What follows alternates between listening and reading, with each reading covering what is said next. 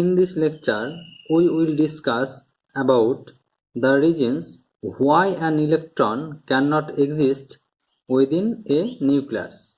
Here we will discuss 4 reasons one by one in this regard, and they are wave mechanical consideration, angular momentum consideration, magnetic moment consideration, and statistical consideration.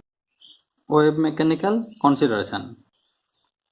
At first, we will calculate the energy of the electron within the nucleus, and for this we use the Heisenberg uncertainty principle. Firstly, we consider a nucleus of radius 10 to the power minus 14 meter, and this is actually the position uncertainty of the electron within the nucleus. Then, by Heisenberg uncertainty principle, the momentum uncertainty of the electron will be h line by delta x.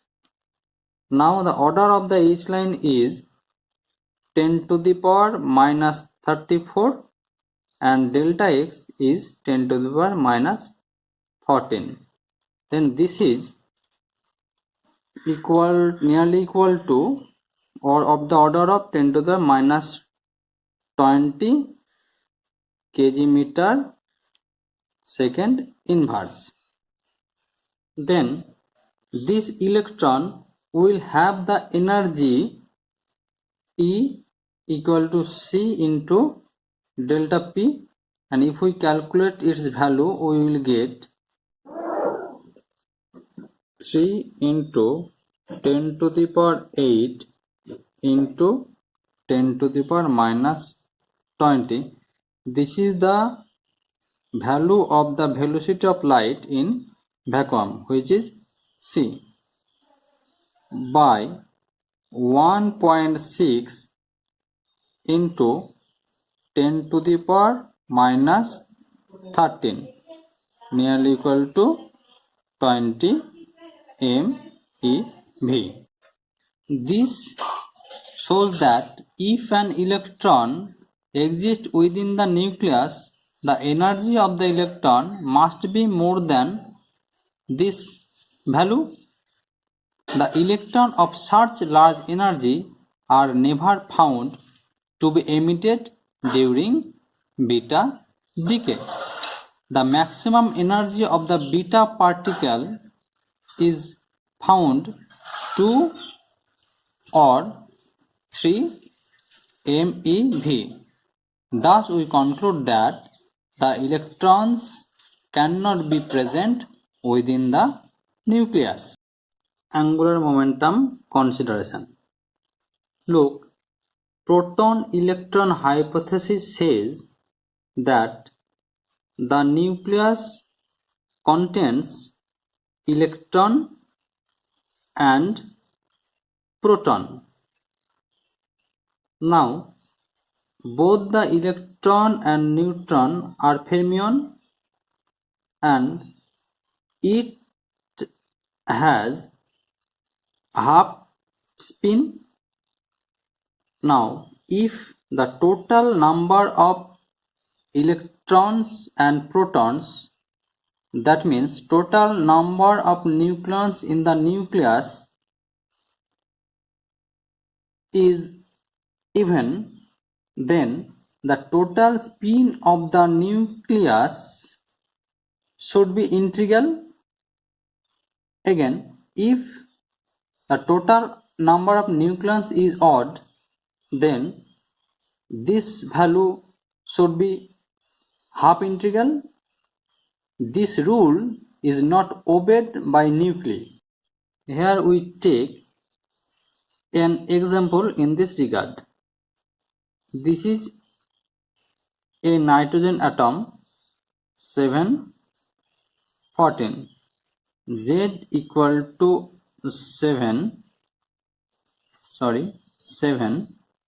and A equal to 14.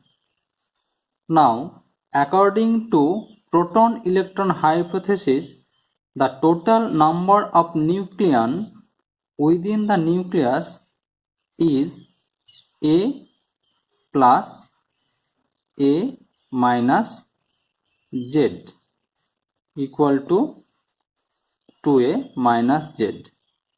Now, if we put the value in this equation, we get the total number of nucleons 21, and this is odd,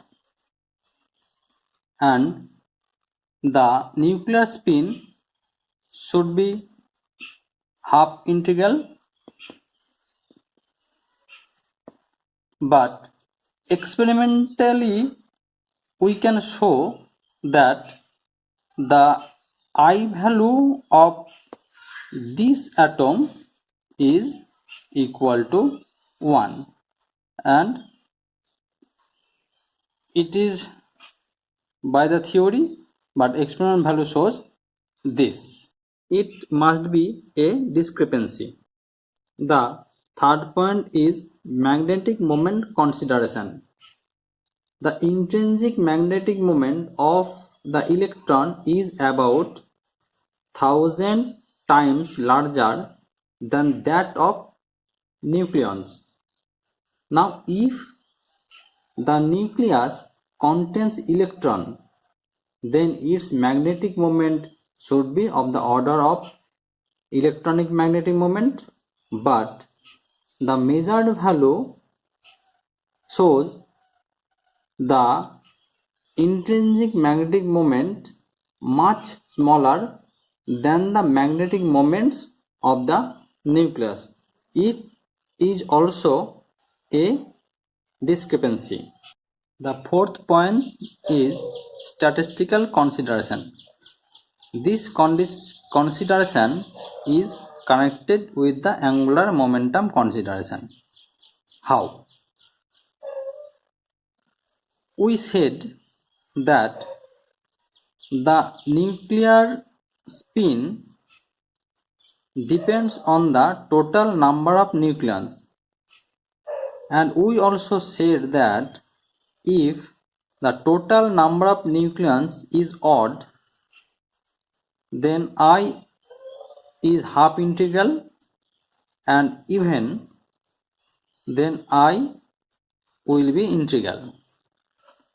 Now, for odd number of nucleons, the atom or the nucleus obeyed FD statistics, and for even number of nucleons, the atom or the nucleus followed BE statistics. It is Fermi-Dirac statistics, and it is Bose-Einstein statistics. Now we verify this conclusion by taking an example. To N nitrogen atom 714, the total number of nucleons 2A minus Z equal to 21, and this is odd. Then the nitrogen atom should be obeyed the Fermi-Dirac statistics, but experimentally we show that the nitrogen atom follow BE statistics. So it is also a discrepancy of proton-electron hypothesis. And finally we conclude that the electron cannot exist within a nucleus.